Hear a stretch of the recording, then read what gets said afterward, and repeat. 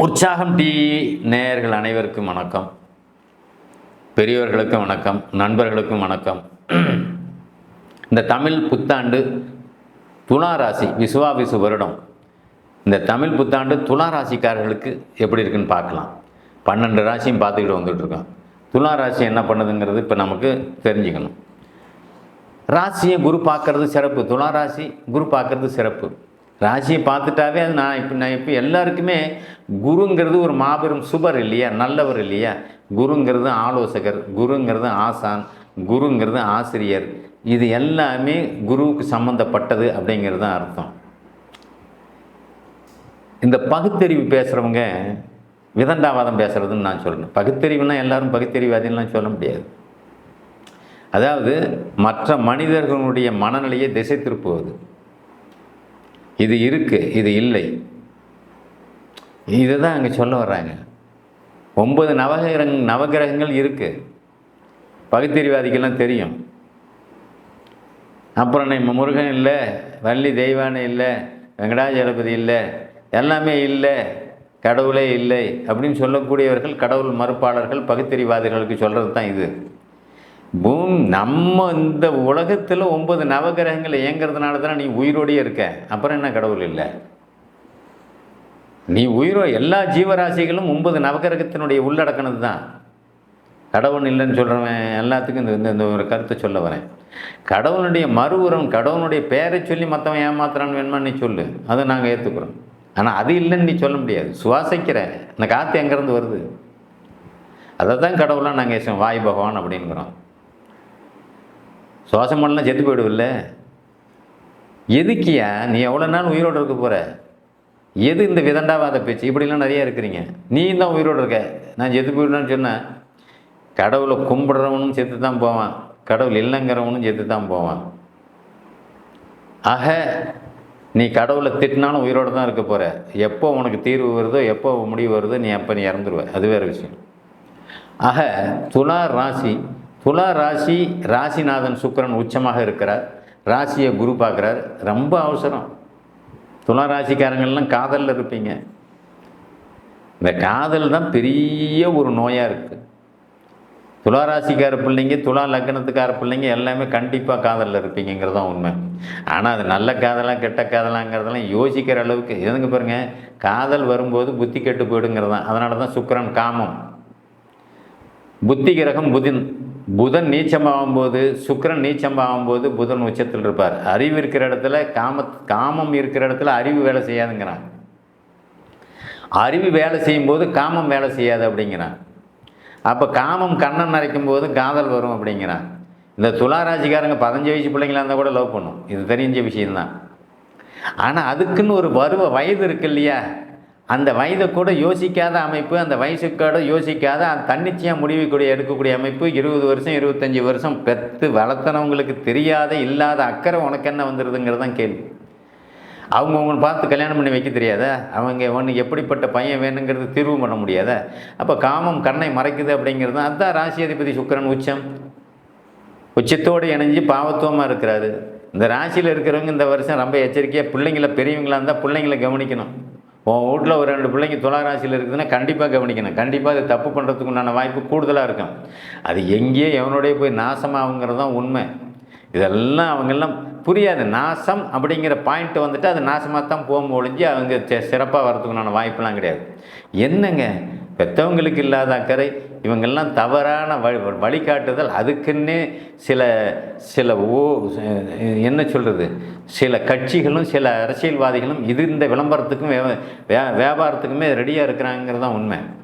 அதனால் யாரையும் அவங்க காப்பாற்றவில்லை. அரசியல்வாதிகளும் சில கட்சிக்காரர்களும் யாரும் காப்பாற்றலாம் மாட்டாங்க. அரசியல்வாதிக்கு அவன் பிழைக்க வர்றான், சில கட்சிக்காரர்களும் அவன் சுயநலத்துக்காக வர்றான். நீங்கள் பிழைக்கிறதுக்கு வழியை பார்க்கணுன்னா உங்களுடைய புத்தி சிந்தனை தெளிவாக இருக்கணுங்கிறது தான் அமைப்பு. அதில் இன்றைக்கி ராசியை குரு பார்க்குது. ராசி அதிபதி உச்சமாக இருக்கார். காதல் கண்டிப்பாக வரும். இதில் திசாபுத்தி சாதகமான அமைப்பில் இருக்கிறவர்கள் வேலையை மட்டும் தேடி போகலாம். வேறு எவனாவது நம்ம லவ் பண்ணுறேன், எனக்கு லெட்டர் கொடுக்குறேன் அப்படி இப்படின்னு வந்தால் செருப்பு கழட்டி அடிக்கிற பிள்ளைங்களும் இருக்குது. Very good. அது உண்மையிலேயே அதில் வரவேற்கக்கூடிய விஷயம். ஏன்னா அதுக்குன்னே சில பொறுக்கிங்க அதுக்குன்னே தெரிவாங்க. இதெல்லாம் உங்களுடைய பலகீனத்தை ராசியை குரு பார்க்கறதுனால பலகீனம் ஆக மாட்டீங்க. ராசியை குரு பார்த்தாலும் தசாபுத்தி அமைப்பில் பாதிப்பு உள்ளவங்க கண்டிப்பாக பலகீனம் ஆகிடுவீங்க. வேண்டாங்க, எந்த நாயங்கிட்டையும் எதுங்கிட்டையும் பொம்பளை பிள்ளைங்க நீங்கள் பேசாதீங்க. இந்த காதல் வர்றது, இந்த காதலை அப்பா அம்மா மேலே காணுங்க, அப்பா அம்மா மேலே அன்பு செலுத்துங்க, அப்பா மேலே பிரியம் வேணுங்க, அம்மா மேலே பிரியம் வைங்க, கூட பிறந்த சகோதரன் மேலே பிரியம் வைங்க. எங்கேயும் போகிற திருநாய் மேலே தயவு செஞ்சு பிரியம் வைக்காதீங்க. அவன்கிட்ட பேசக்கூடாது. திருநாய்கள்னு நான் வச்சுருக்கிறேன் அவங்கள. இந்த மாதிரி ஆளுங்க தான் இந்த மாதிரி சந்தர்ப்பத்தை பயன்படுத்தி பலகீனப்படுத்தி நம்ம மனசை பலகீனப்படுத்தி நம்ம மனசை கெடுத்து நம்மளை அவங்க பக்கம் வசப்படுத்தி கொண்டு போகிற அமைப்பு இந்த வருஷம் உண்டு. துலா ராசியில் இருக்கக்கூடிய ஆண்களாக இருந்தாலும் இந்த பாதிப்பு உண்டு, பெண்களாக இருந்தாலும் இந்த பாதிப்பு உண்டு. வயது வந்தவர்களாக இருந்தாலும் இந்த தப்பு பண்ணுவான். 60 வயசில் இருக்கிறவங்க காதல் வராதுங்கிறதுல வேறு ஒரு பாயிண்டில் போய் அவன் போய் உள்ள நுழைவான். தான் குடும்பத்தை விட்டு இன்னொரு தொடர்பு ஏற்படுத்துன்னு அது சொல்லணும். அதான் இதெல்லாம் நம்ம இதை பொது வெளியில் சொல்கிறதுக்கு கொஞ்சம் கஷ்டமாக தான் இருக்குது. ஆனால் இருந்தாலும் நடப்பு என்னவோ அதை நம்ம சொல்லித்தானே ஆகணும். அப்போ 60 வயசு தாண்டவர்களுக்கும் தப்பு பண்ணுறதுக்கு உண்டான வாய்ப்பு அங்கே வருது. ராசிநாதன் வலு விளக்கும் போது அந்த பாயிண்ட் வருங்க. சுக்கிரன் பாவத்து தப்பான வழியில் அவனுக்கு செக்ஸு தேவைப்படுது போகிறேன். அதுதான் வயசு பிள்ளைங்க இன்றைக்கி ஓடி போய் பண்ணிங்கனாலும் உங்களுக்கு திருமணம் நடக்காது. ஆனால் உங்களுடைய இதை இழந்துருவீங்க. என்ன வாழ்க்கையில் கெட்டு போயிடுவீங்க. நான் அப்படி தான் இங்கே சொல்லணும். வெளியில் ஓடி போயிட்டீங்கன்னா வாழ்க்கை கெட்டு போயிடுச்சு, அவ்வளோதான். நீ படிப்பு இருந்து என்ன பண்ணுறது, தொழில் இருந்து என்ன பண்ணுறது, வேலை இருந்து என்ன பண்ணுறது, உங்கள் வீட்டில் 50 ஏக்கரை காடு இருந்து என்ன பண்ணுறது, மரியாதை கெட்டது தானே, ரொம்ப பார்த்துக்கணும்.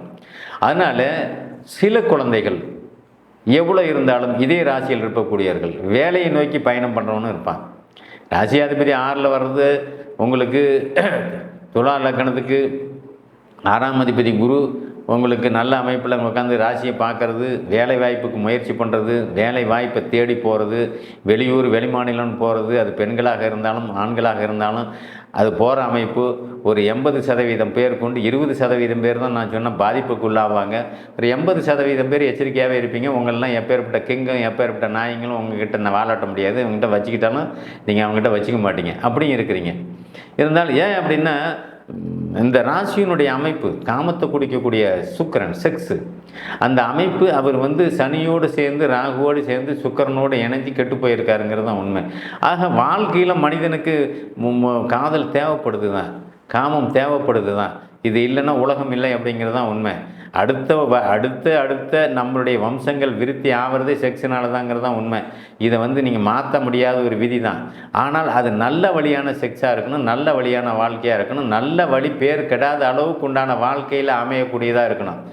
ஓடி போனவனு தான் பிள்ளை பெற்றுக்கிறேன், ஓடி போன பொம்பளையும் தான் பிள்ளை பெற்றுக்கிறா, வாழ்க்கை நடத்துகிறா. ஆனால் அது ஒரு சமுதாயத்துக்கு ஒரு கேடுகட்ட விஷயமாக போயிடும். வாழ்க்கையில் நிறைய பேர் அதை ஒதுக்கி வைக்கிறவன், நல்ல ஸ்ட்ரைட் ஃபார்டாக இருக்கிறவன் பாருங்கள், அது ஒதுக்கியே வச்சுருவான். அந்த ஃபேமிலியை கெட்டே வரக்கூடாது.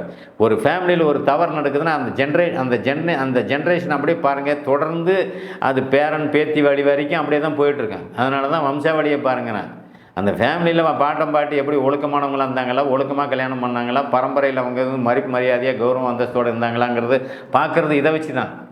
இதெல்லாம் நீங்கள் கையில் எடுத்துக்கிட்டீங்க அப்படின்னா ஒரு குடும்பத்தை பார்த்து அவன் சோத்துக்கே இல்லாதவனாலும் பரவாயில்ல, ஒழுக்கமானவன் வம்சம் நல்லா வாழ்ந்தவனாக இருந்தால் அவன் வீட்டில் கல்யாணம் பண்ணலாம். பார்க்குறது இப்படி தான் பார்க்கணும்.